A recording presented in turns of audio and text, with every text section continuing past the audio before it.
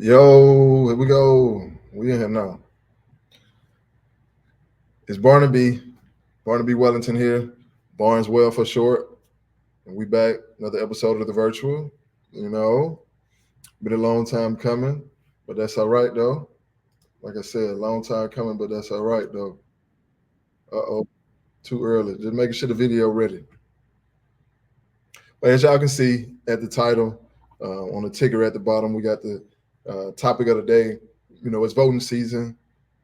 Hard topic to discuss in any setting. Um, but as we've seen online or in the community, in the church, grocery stores, your grandmama house, your father-in-law house, auntie house, whoever house you go to, that's the topic of discussion. So, for me, I'm not the one to tell anybody to do anything, um, or even give advice on any stuff. Like I'm living through experience, um, living on this earth. So I can tell someone through experience, my experience, I can ultimately give them my side of things. But as far as like saying, hey, I'm going to advise you to do this, you might receive it as advice, but more than likely, I'm giving you my life experiences, uh, and maybe from that point, and say, hey, I might have did this different. Maybe you should try it different. But it's never to just straight out blatantly tell someone you need to go vote. I'm never gonna like. That's not me. I've never told anyone you need to go vote.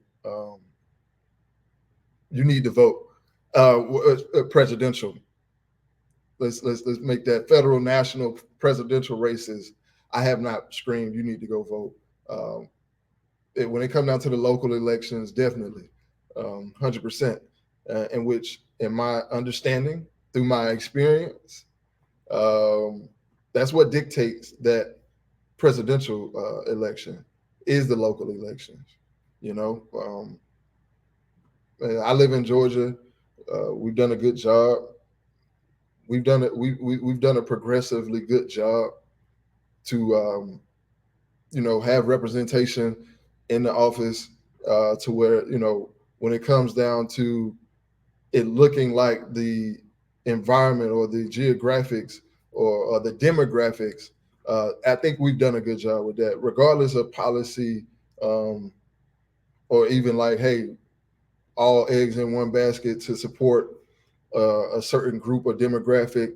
That's not the case anymore. Obviously, it's not great. It's not at a point of perfection, but for the most part, in my state, locally, it's been progressively good. Um, it's been representative to what it looks like in this city. Obviously, is that's on the politics side, politics and government side. There's some disparities when it comes to businesses and the demographics in which profits, contract disbursements, and just equal opportunity within this state of Georgia and specifically within the city of Atlanta.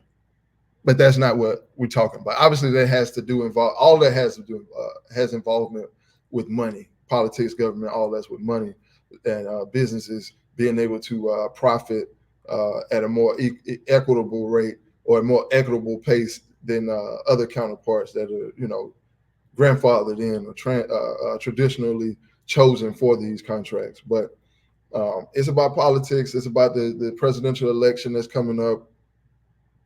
It's about the voting. That's what this episode is about. And I wanted to uh, get back in the groove of this, posting videos, making episodes, creating this space for these conversations. I'm going to be trying some new stuff to create more consistency, um, so that I'm able to, bring out this conversation. This is generational diversity talk. If you don't know what generational diversity is, my definition of it is identifying the generations that we're living, working, and interacting with. So, like, if you have grandparents or great grandparents, whatever generation they identify as, or whatever generation they grew up in, and they identify as, then that's diversity all the way up into the babies that we're creating. So we got baby boomers still living, And then we got Generation Alpha that we're creating, or even hell, in some cases Gen Z are creating. You got 2000, it's 2024, so hell yeah. Oh man, hold on. Whoa, that just kind of threw me off. 2012 ends Gen Z, so 1997 to 2012. Oh my goodness, the Generation Alpha baby, the Generation Alpha about to start having babies. Yep, Generation Alpha about to start having babies. Yeah, wow.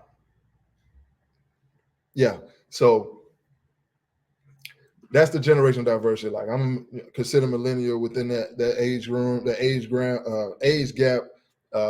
You know, I'm a millennial, but we're living in the millennial. You know, so therefore we are the what you say the trailblazers, from being the guinea pigs.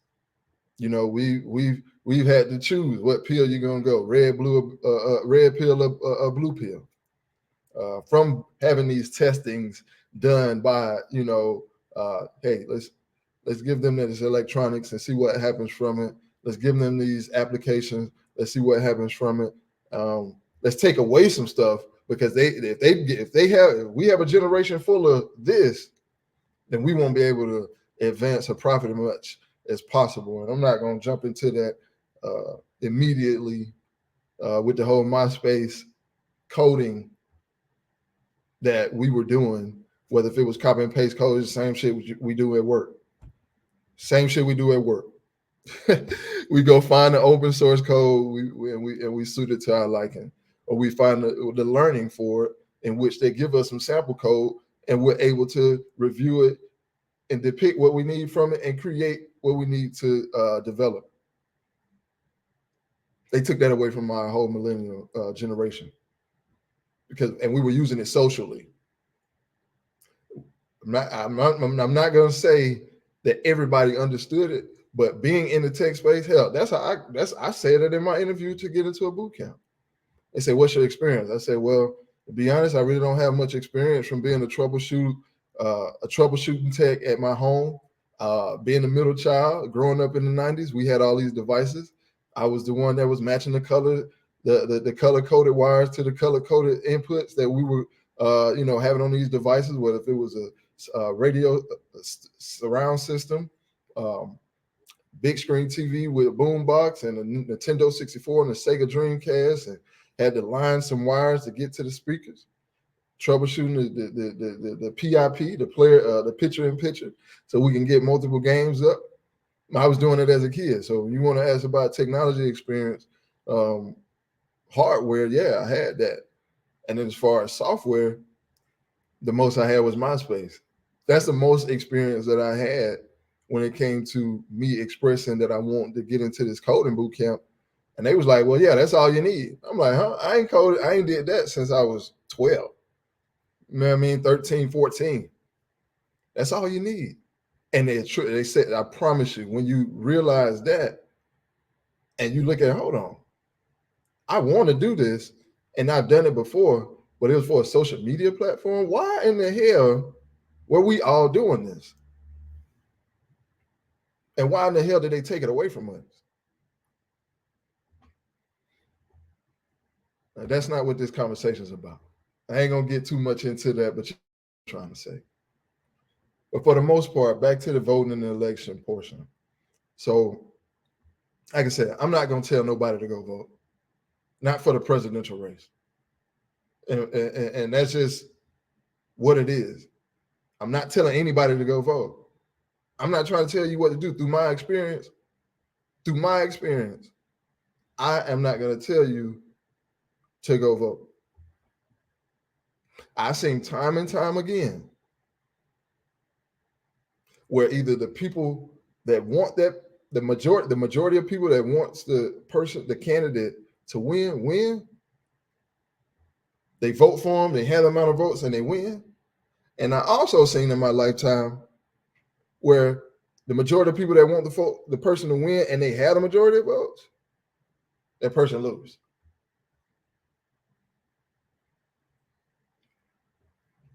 So I can't tell you what to do. And to be honest, when I mention where you go, community, church, work, grocery store, wherever you go, and this has been since I've been 18 years old. I've been 18 for 16 years. So that's 4 presidential races that I've had the opportunity to vote or not vote for.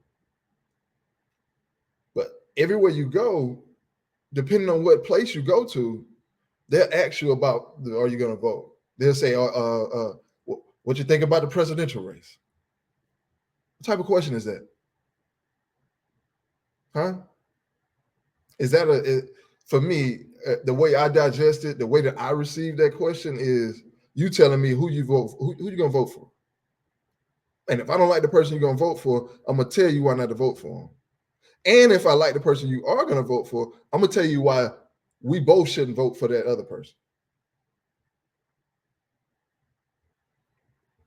Community, church, anybody house, work, grocery store, the park, anybody that want to have that conversation. That's how they started. Some people say straight up ask you who you going to vote for. But a lot of times they don't want to just straight up come out and tell you who to vote for, or tell you who they voting for, or tell you why they're not voting for this person. They just immediately tell you, or they ask you, what you think about the presidential race? Hey, like I said, I've seen 4. I've had the opportunity to be a part of 4 presidential races since the age of 18. And Barack Obama had 8 years. So that's two terms. He had 8 years, so 4 and 4. You got Donald Trump had his term.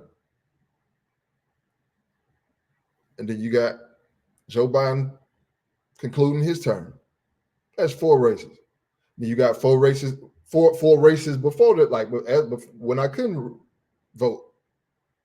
You know, seeing George Bush, Bill Clinton, probably George Bush again, or his dad or somebody. I don't remember, because I was number 8 and 2 years. So 2 years old and be 1992. So 96, 2000, 2004, 2000. I might got 2008. So let me see. The last 8 presidents. And I could have did this research prior to getting online with y'all, but I'm starting somewhere, so we're gonna get it together. No, not no damn. Who was the last president? Okay, since the 60s. They doing it like that. Man. And that's the thing. That's the thing when you when working on a computer or trying to do any type of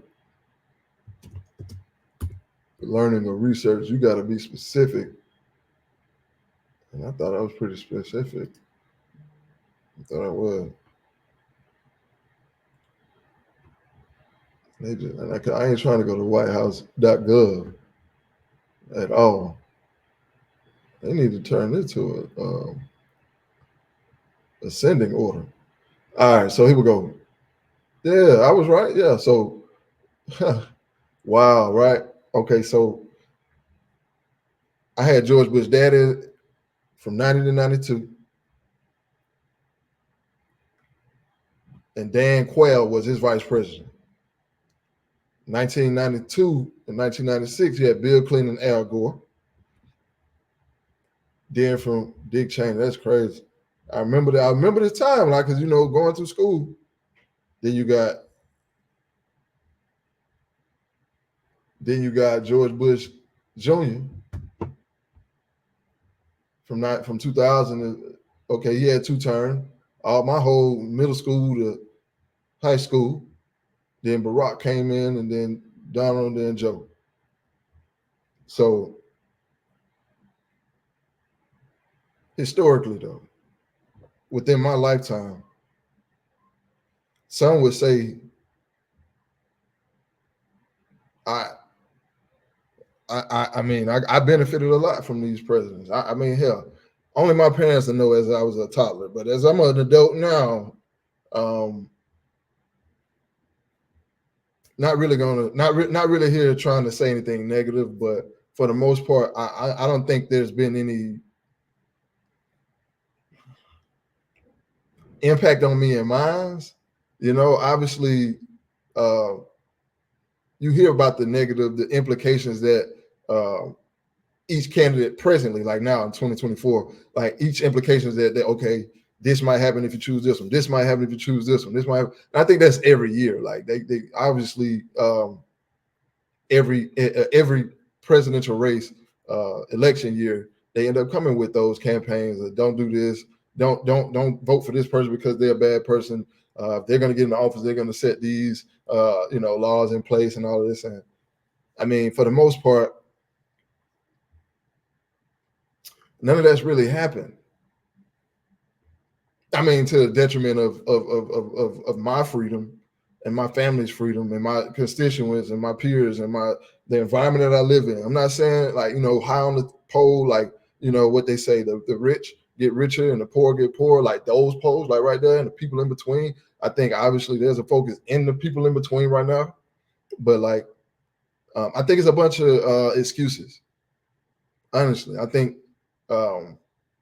it's an excuse to say this is the reason why I'm voting for this person, and this is the reason I'm not voting for this person because my life is going to be better, or I can have the excuse to say, oh, well, if y'all put this person in office, that's why I live this way. That's not how life works. That's not why I'm on this earth. Yeah. When I mentioned not telling nobody to vote or not pretty much implicating or implying that, hey, I want you to vote for the person that I want you to vote for when I ask you that question. That's not what I learned. What I learned was, hey, they, as far as being an African American, a black person, a Negro, they say our folks fought for our right to vote. They say our folks fought for our right to vote. But I thought that was like, hey, they fought for their right to vote. But like you can exercise that. That's the right that they fought for. To exercise the right to vote. Not to force people to vote just because to vote, like to have an excuse. Like I'm not, like I said, and yes, I'm a vote. I'm a vote for who I want to vote for. I don't care about nobody policies. I don't care about none of that because y'all don't care. Y'all don't really care because you want to have an excuse. You want to have an excuse to talk about the generation under you on why they don't think the way that you think. And I went through 8 presidents in my 34 years of living. The same shit that black folks that I was able to internalize or listen to or that's going or observe, the same shit going on. Who's asking the president to do something for black people? Y'all are. Black people are.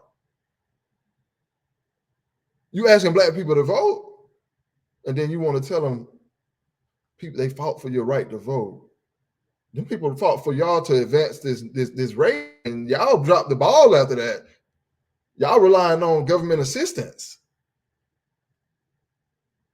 And I'm not here to bash a generation that came before me. I'm not here to bash them, but let's keep it real. You have the outliers. You have the genuine givers. They don't get televised as much, and then hell, the people that's doing the work don't got time to televise it. The people that got the money to televise it,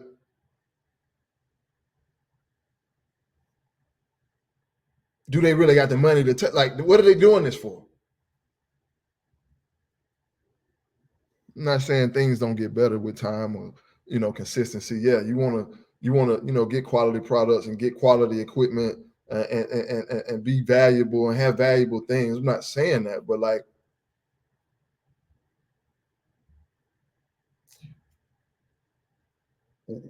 other people, when other people decide to acknowledge your giving without you having to, that's genuine. I'm not saying all the giving ain't genuine that's recorded. I'm not saying that either, but literally, like y'all dropped the ball and relying on presidential elections to give you an excuse on why something turned out a certain way or why it didn't. We got Barack Obama for 8 years. I say we, the nation, but I'm talking about black people because that's what we did. We voted because he was black. I remember I was going to Alabama A&M. Everybody was voting for all the college. I ain't gonna say everybody. I don't know. I ain't go to the. I don't know what people voted, but from the looks of it, every nigga at that school voted for Barack Obama because he was black.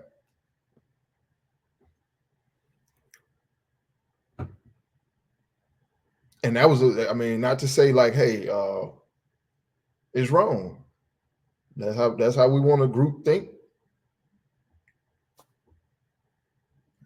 Do you, boo? Do you, boo? I get it, but we had him for 8 years. What the fuck was we preparing for? Forget what Barack Obama did or what he didn't do or what he directly did, because honestly, I benefited from him and his wife being in administration. So, I mean, as a black person, like, whether if you can get the verbiage or the terms together to say these are specifically for black people, nah, you do your research, you actually look at what they post in terms, and they're talking about me. I'm under this poverty line. Oh, I live in this suburban or this metropolitan. Oh, this is right here. Oh, let me use the tools. Let me use Google. Oh, what's the WIOA? Oh, what's a Workforce Innovation Opportunity Act? Oh, that's Michelle Obama. Oh, okay, so that's not directly to black people. Yeah, if you're under that line, but we know now, shit. Everybody kind of under that line if you ain't above this line. So yeah, good. It ain't directly at blacks, but I did benefit from it. And honestly, I do believe that wouldn't been in place if that black couple wasn't, taking the realms of the White House. But what were we preparing for as a whole? Was we thinking that we was gonna get another black, or get Obama for another 4 years, or we was gonna get his successor? His successor, what? Joe Biden. We got him, and y'all mad at him now. Y'all mad at him now. I say y'all, say we. I'm here too. I mean, but I don't keep up with it. I just know that, they forced him to drop. So, damn, he born in 1942. Whew. That's tough. But yeah, what were we preparing for when they put Barack Obama in office 8 years? What did, like, collectively? Was we just had a big damn party for 8 years, and what happens when you have a long ass party? You got to clean up the mess. And not only that, what were we preparing for? What do we expect? What did we expect out of Barack Obama? We got exactly what we should have been expecting. We got Donald Trump. Cool.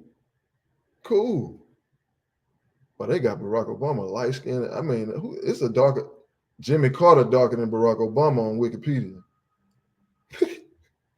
Hold on, I can share this shit. I know I can. Hold on, let me screenshot. Where is that? Let me do this real quick. They got this man.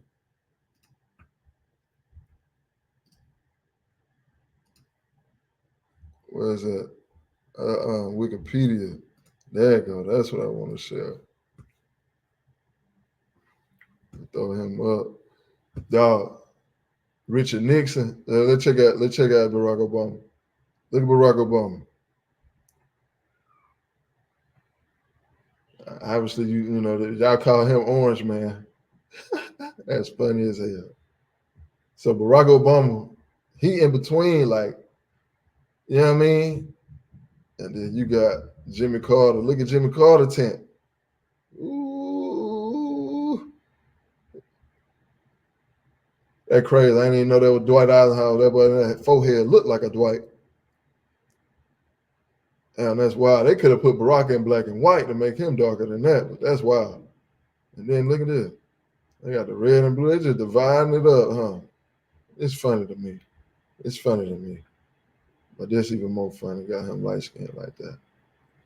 But what was we preparing for, man? I'm gonna play a quick bit of this Dr. Umar. He talking to some elders, and it's funny to me. They not. I say funny, but it ain't like comical. But it's funny to me that the elders have seen many more presidents than we have. I'm not saying they benefited directly, if they took advantage of things or whatnot, but like, I'm gonna try to get to a point. I think maybe I'm gonna start now. See what they talking about. She can't do anything just for black people. Well, if you can't do anything just for black people, Vice President Harris, how was it possible? Excuse me, how is it possible for you guys to do something just for gays, just for Asians, just for Native Americans, just for migrants? Complete contradiction. And so for me, at this point right now, with 3 months to go until the November 5th election, Baba David, I don't have a reason to vote for either of them. Okay, but well, you won't vote for either, but a no vote for her, isn't that like a vote for him? I completely disagree, because even if a no vote is a no vote, it doesn't go to either candidate. Now, if no vote went to Donald Trump, understand the mathematical assessment, but a no vote is a no vote. So it doesn't go. I'm thinking about mathematically. Let's say we had. All right, yeah. So, hey man, on the real, I'm gonna just remove this from the stage right now. But on the real though, I just again, I ain't here to say, oh, you got to vote for this person in order to get benefits. Like I said, I benefited. It wasn't directly like Umar was saying, but like I still benefit from these black people being in office. Like I really believe that was, the time that I was able to benefit from any president as an adult directly. You know what I'm saying? So, and obviously I might not be the best financial tax guy doing all these different stuff. I ain't into it deep in the weeds like that. It's not my expertise, but like directly benefiting from a presidential a president and his wife, first lady, yeah. But what we just heard was a black man that's older than me, Dr. Umar. Not sure if he's millennial or maybe Gen X. I don't know. I mean Gen Y. He probably millennial, I think. And I don't know. He probably on the edge. Whatever he identified, he might not identify as any of that. He's seen more presidents than I have. And he basically saying, ain't none of them doing nothing for black people and shit. They say they can't do nothing directly for black people, but they did some directly for gays. They directly did something for Asians specific. So it's like, Then you hear him say, I'm not gonna vote for neither one of them. Like I said, community, church, elders, work, the grocery store, these elders don't want to hear that.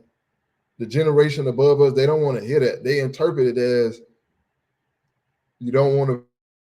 What the guy say here, David Earns, he say you're voting for the other one. Like no vote goes for the other.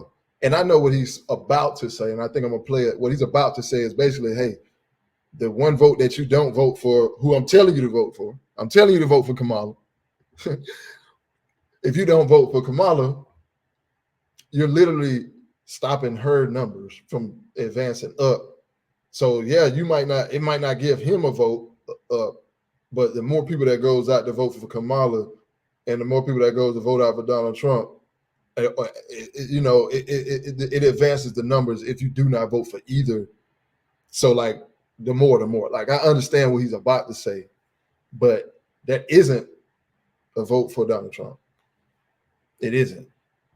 If he say he's not going to vote for Donald Trump, that's not a vote for Kamala Harris.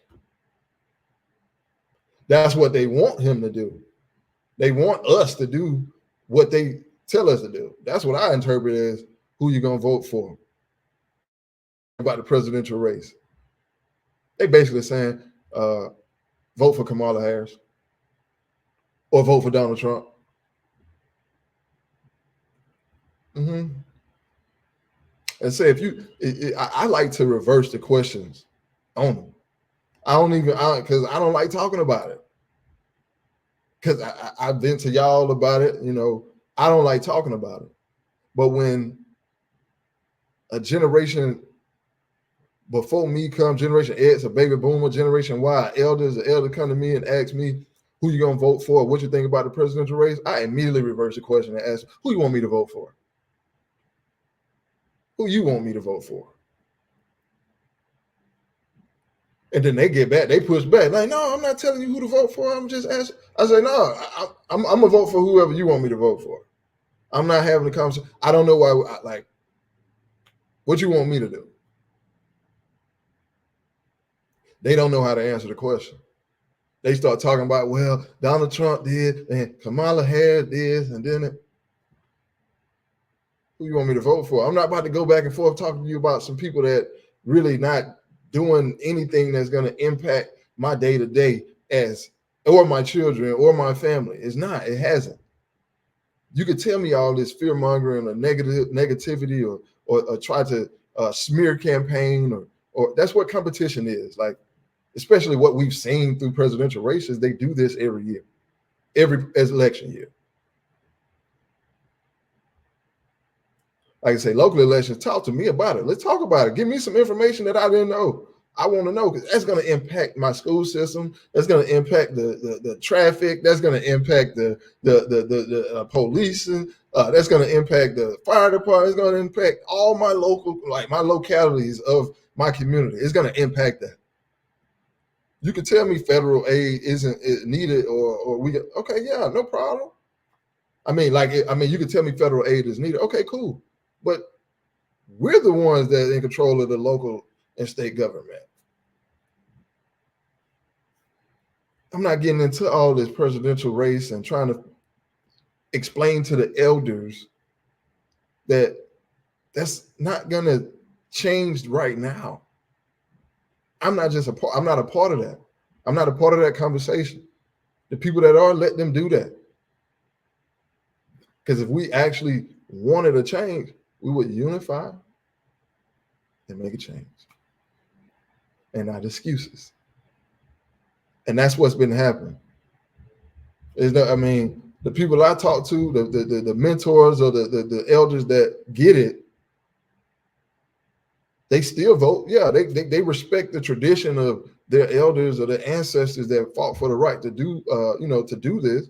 They still do it. And like, hey, I got to live longer. So, I want to live longer. I might see this in a different light in which they had seen it at their light, at their time. So, yeah, my views as far as it not affecting me and my family right now is now. But my views changed back from when I was 24 to 34. So when I'm 44 and 54, 64, go out, I get where I need to go. I might change my views on it. But for the most part, right now, and what I've seen, Dr. Umar is 100% correct. I'm not forcing myself to succumb to what has been traditionally right. Because it's literally, they're telling us who to vote for. And that's not a good thing to do to anyone, to say like it's placing fear on people. And again, I'm not here to do that. I don't want to put fear in people off of something that's not going to happen. What's the impact? What has impacted us enough to where you get down to the fine detail in the comments, talk to me about it later. I don't care, but it's not impacting me enough to where I actually have to consider who's my president based off one candidate doing what they say they're gonna do and the other candidate doing what they say they're gonna do, I need to go with the group. Or just tell me who to vote for. Is what I just, hey, who you want me to vote for? That's really that's how I switch them up on. I think my purpose in wanting to bring this up is it's not like we don't want to like we want to rebel and we don't want to listen. I think we want to change. When you get in between the weeds of the conversation, like I'm gonna play a little bit more, but I think we want to change. It's the same thing that's been going on. Nothing's changed. It's not that we're ungrateful and we don't want to respect our ancestors. Our ancestors will respect the fact that we want to change. It's been 40, 50 years. So what advancement are we supposed to do? Are we supposed to just tuck and keep our head down, keep on down the line? No. So you ask me, am I voting? You ask me who I'm voting for. You ask me what I think about the presidential race. Whoever you want me to vote for is my answer. Because that's how you come off. Generation Y, Generation X, the baby boomers, the ones that in the community, the church, the grocery stores, out and about, you all come off when you talk to us about this stuff. Y'all come off like you're telling us who to vote for. And do not lie and tell me that you do not believe that that's what you're doing. You know that's what you're doing. Because I'm not here to argue with no adult. I mean, no elder. Why am I arguing with an elder? Why am I debating an elder? We ain't getting paid for it. This ain't gonna change our day to day. You're not about to persuade me into something that I'm already sitting there like. Just like it's not gonna happen for you.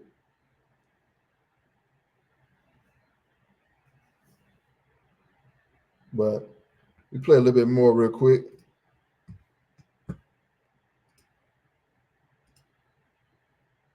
Have 7 million voters. 350 million want to vote for Donald Trump, but Yes. 250 million say, well, I'm not going to vote at all. So that 350 million would still go to him, and the other votes would not even be counted. And that's what I meant by a no vote is a vote for him. But then we take away, somebody else going to vote for him. I hear what you question. Here's my question. Here's my question, Bobby. Yes. Whether a no vote for Kamala Harris goes to former President Trump or not, here's my question to the American African community. What have we been promised from Vice President Kamala Harris that would require us to vote? What have we been promised from former President Trump that will require us to vote? What I see going on, Bobby David, is I am seeing dysfunctional identity politics where Black people, many of whom claim that mixed race Africans are not Black, but the same Negroes who will say that mixed race Africans are not Black will call Kamala Harris Black. So make up your mind. She's not even 50%. She don't have a Black parent. She has a mixed race parent. Hold on. I want to say. Hold on, Baba. She has a mixed race parent. Okay. Her father is half Jamaican African. Mm-hmm. She is a quadroon. She is 1/4 Black. Here's the point that I'm making. The point. For those who are into identity politics, she doesn't meet the criteria of being Black by many of their standards. So I'm hearing Black people say I'm going to vote for her just because she's Black. But according to many American Africans' definition of being Black, because many of us reject mixed race, I don't. I'm a Pan-Africanist, I don't. But many of them reject mixed race Africans, but they're qualifying Kamala Harris because they need to believe in her so badly. Here's my last point, Baba David. There's been 14 presidential elections since Dr. King's assassination. There we go. 14 presidential election cycles since 1968. Can you please name the one that benefited Black people?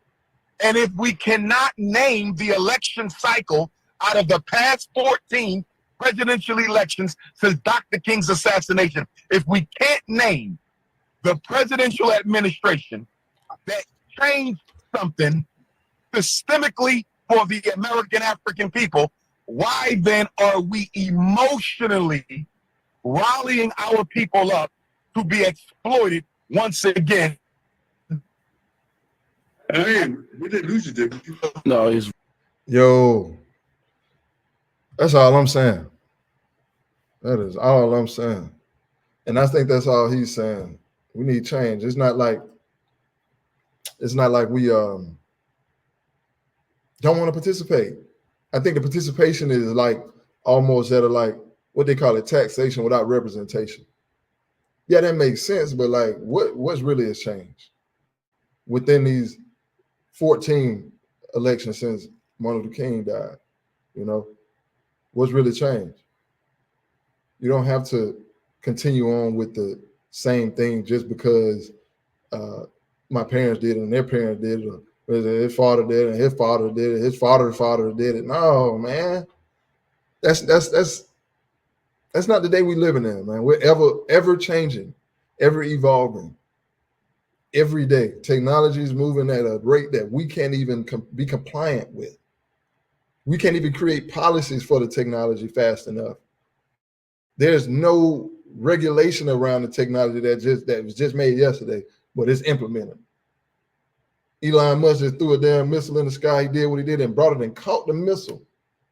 But they just charged the man a permit fee on some shit that wasn't even invented. They just said, we got to charge him something. They charged nigga $140,000 for something that wasn't even a policy, wasn't no regulation around it. But he threw it in the sky and they wanted to see it happen. But before he did it, hey, we needed a bill from you. So we can't even keep up at the rate of that. We damn sure can't continue on and letting the same shit happen year after year after year after year, presidential race after presidential race after presidential race, and then just coming together because there's a Black person on the ballot, or because we don't want, or because the money man here on the ballot. What are we looking past that? Because even if the one money man get in, he only got 4 more years. Or he's saying he's gonna do this and our life gonna be doomed for the next 30 years after what he implement. Yeah, George W. Bush did what he did, and they cleaned it up after that. Donald Trump did what he did. They trying to clean up what he did after that. And that's just how it is. They're going to continue to rinse and repeat this whole system until someone stands up, until the sum of us,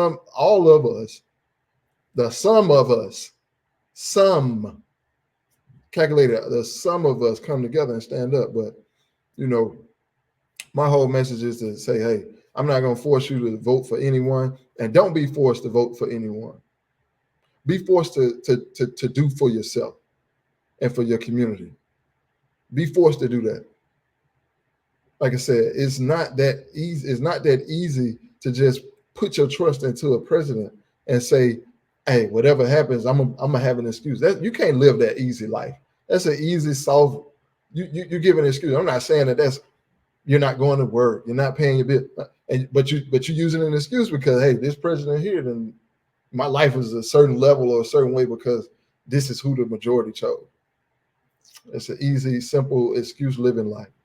Do the work. There's people doing the work. There's people benefiting from people doing the work. And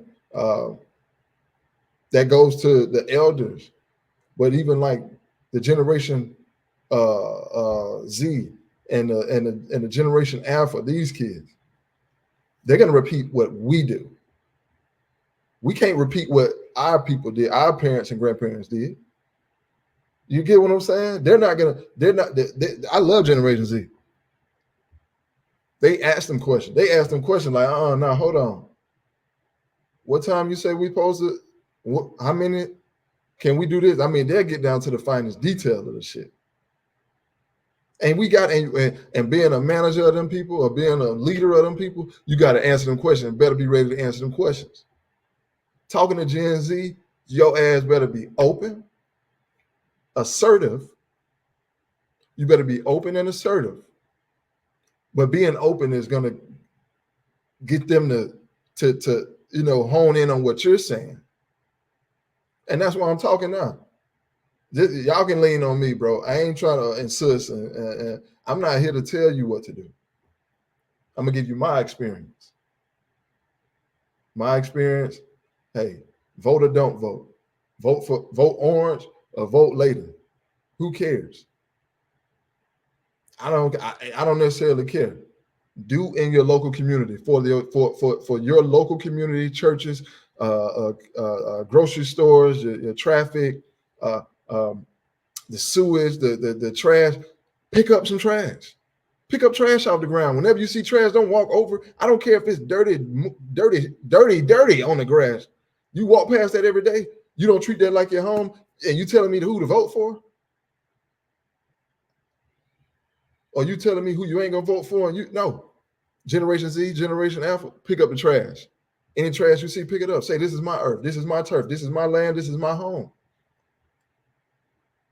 Spread positivity. And continue to create for you and your family and your community. That's all I really want from the next generation, is continue to hold the torch as we pour. Like I said, man, I'm Barnaby.